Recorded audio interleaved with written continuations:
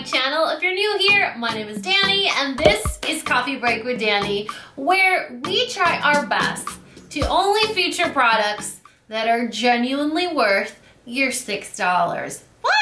All right, you guys, today we're here to discuss the Ordinary Serum Foundation. I hauled this a few months ago and I was very excited to try it. In fact, I was so excited that I had to haul 3 shades because I wasn't sure which one would match me perfectly. Now, today we are going to talk about a serum foundation that you need in your life. So if you want to hear about all the details about the foundation that's on my face, all you have to do is keep on watching. All right, you guys, so let's talk about foundations.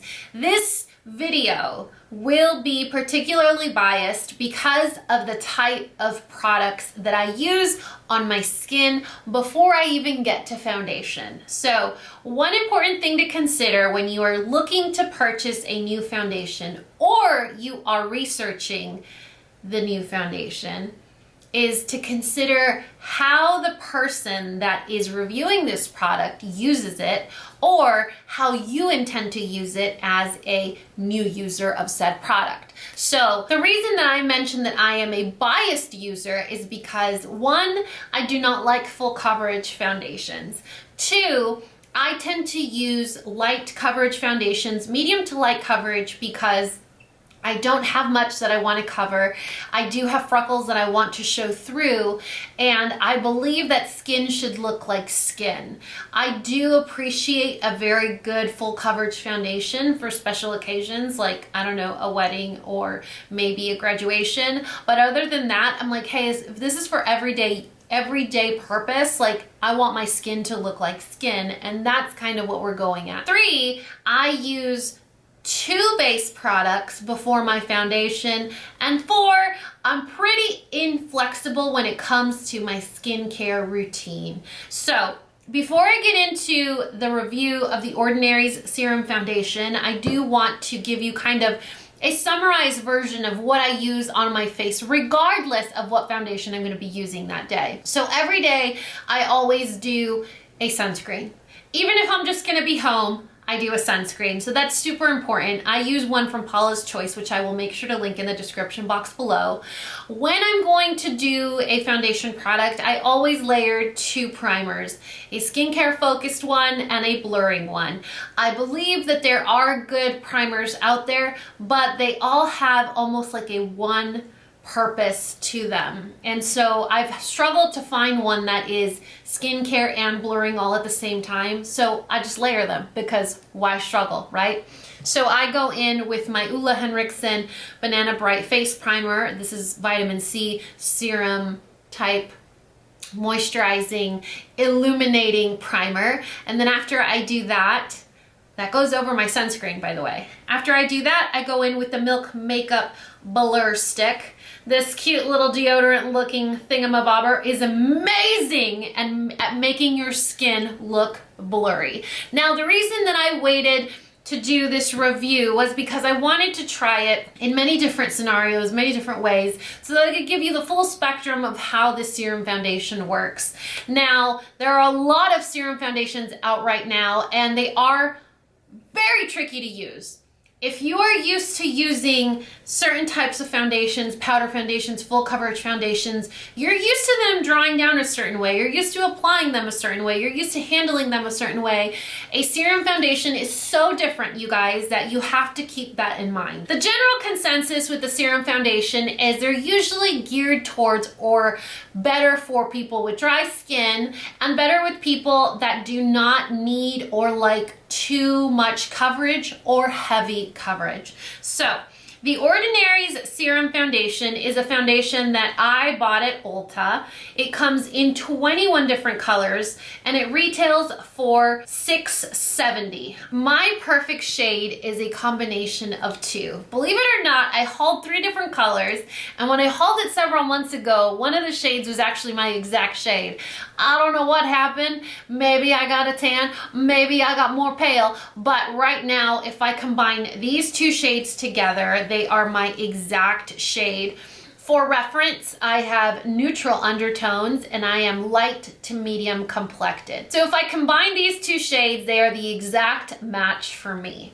Now, I have tried several serum foundations, and if I'm going to compare this one to any other serum foundation that's out there, it reminds me so much of the Kosas Tinted Face Oil Foundation.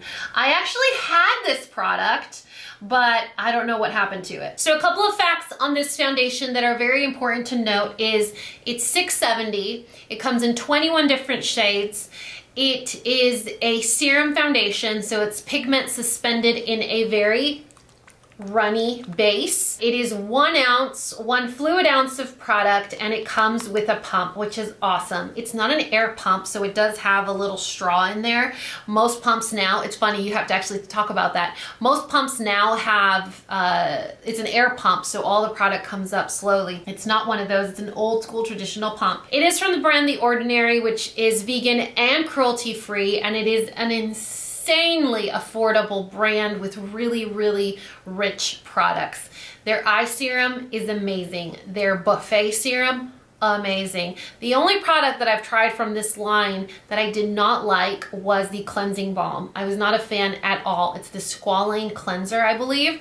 Didn't like it at all whatsoever. And now this foundation is promoted as a lightweight serum formula that has a semi-matte, you can tell it's a semi-matte finish, and it softens undesirable hues and visibly reduces imperfections. So it's going to be sort of just like a little touch-up foundation. It's not going to give you full coverage, but it does enough work where it kind of softens stuff that you don't want to be remarkably visible on your face. You know what I mean? With serum foundations, the best way to apply them, and I'm going to show you guys how I apply it myself. The best way to apply them is starting at the center of your face, working your way out with your fingers.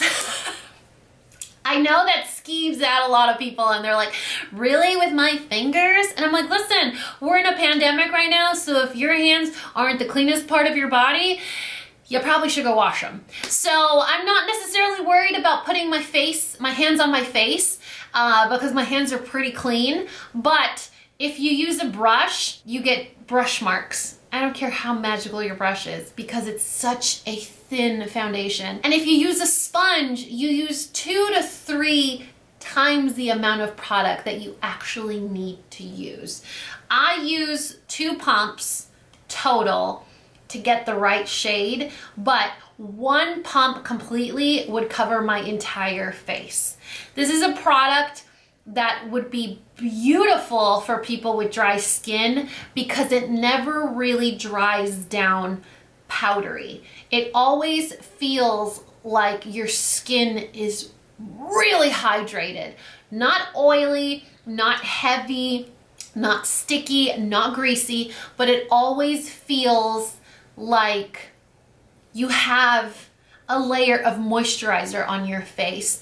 It is a product that you could use alone, but I do recommend setting it with a powder if you want prolonged wear of the product. I applied mine at 9 a.m. this morning and it is currently 1 o'clock. So it has been on my face for 4 hours and you can see how it slowly starts to break down. I know that sounds disparaging, like breaking down is a bad thing, but you could see like my natural oils from my face are starting to show through. So the wear or the general wear of this product with powder and no setting spray would be probably around 6 hours. After 6 hours, you're gonna get a lot of wear around your nose or anywhere that you have excessive facial oil. So for me, 6 hours is more than enough. I never wear makeup for more than maybe 4 or 5 hours at a time. Now, another thing to consider is that because it is a very humectant foundation, it is going to be a foundation that really loves to get on your facial covering or your face mask. So if you have to wear a face mask for work or to go out and you love to wear a full face of makeup every day, it is going to be a product that no matter how much setting spray is on your face,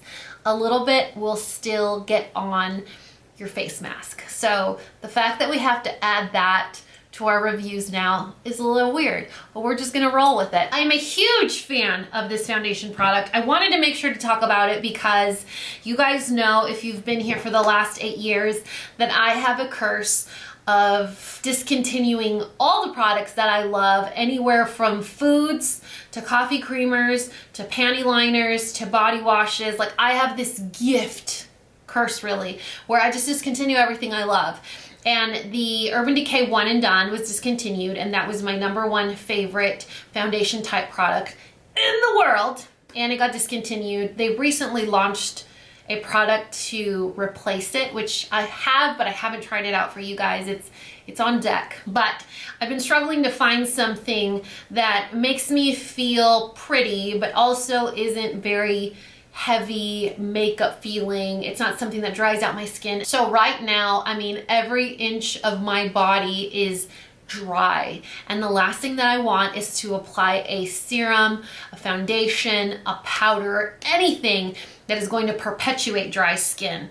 This is one of those products that makes your skin feel so comfy and so moisturized. Anyway, you guys, that is it for this review. I really hope that you guys enjoyed a good old classic review. Listen, if I'm here to share a $6 foundation product that's gonna change your life, I'm all for it.